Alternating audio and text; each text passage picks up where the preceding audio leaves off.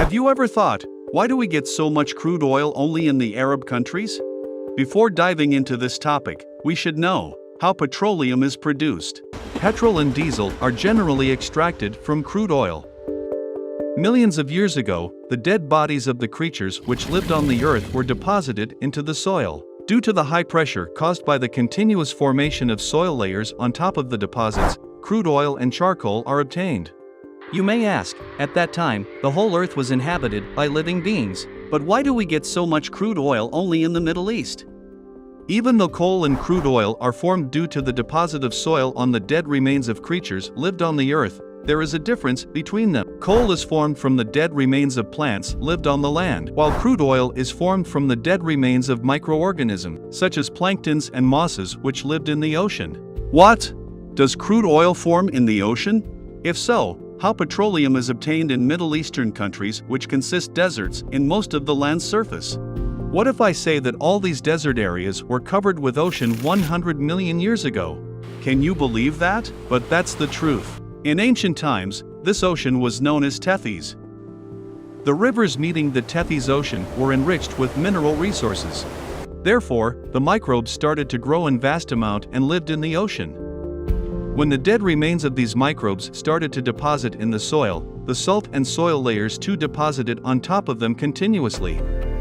Due to the high pressure caused by these deposits and the seawater above them, dead remains of those microbes were converted into liquid form of oil and gas. If so, how did the crude oil found in the land? The surface of our Earth is divided into several plates. The center of the Earth is in melted liquid form due to high temperature. Our continents are floating above this liquid only. Due to the rotation of the Earth, this liquid surface moves and hence it results in the continuous movement of the plates, which is approximately 1 to 13 centimeters per year. Although this speed is comparatively smaller than the size of the Earth, it can create a huge earthquake when two continents tend to collide at this speed. 50 million years ago, the Indian plate got collided with the Eurasian plate furiously, and it ended up forming the Himalayas mountains.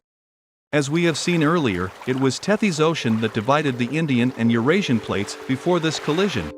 Due to this continental drift in Tethys Ocean, the land surface submerged in the ocean emerged above sea level, and it's known as the Middle East nowadays.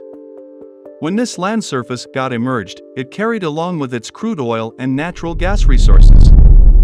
That's why the availability of crude oil is higher in the Middle East compared to other countries. The 10 countries with the highest crude oil availability in the Middle East together make up a total of 5.1 million square kilometers of land, which is just 3.4% of the entire Earth. However, the region accounts for 48% of the world's total crude oil reserves and 38% of its natural gas reserves. In ancient times, there were several continental drifts, and new lands formed as the result around the world, just like in the Tethys Ocean. But the emerged land surface was comparatively lower than the Middle East. Because of this reason, crude oil availability is higher in Middle Eastern countries, and a considerable amount in other countries. We are not very sure for how long these petroleum resources will be available on Earth, with the proliferating number of vehicles and depletion of petroleum resources.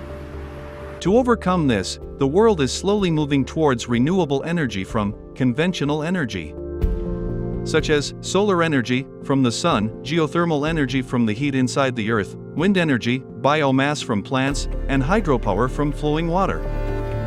However, the transition to renewable energy is good for people and the planet. It will mitigate climate change by reducing greenhouse gas emissions, improve human health and the environment by decreasing air and water pollution. That's it for this video, folks. Hope you like it, and give a thumbs up, and please do not forget to subscribe to the channel for more interesting videos. Thank you.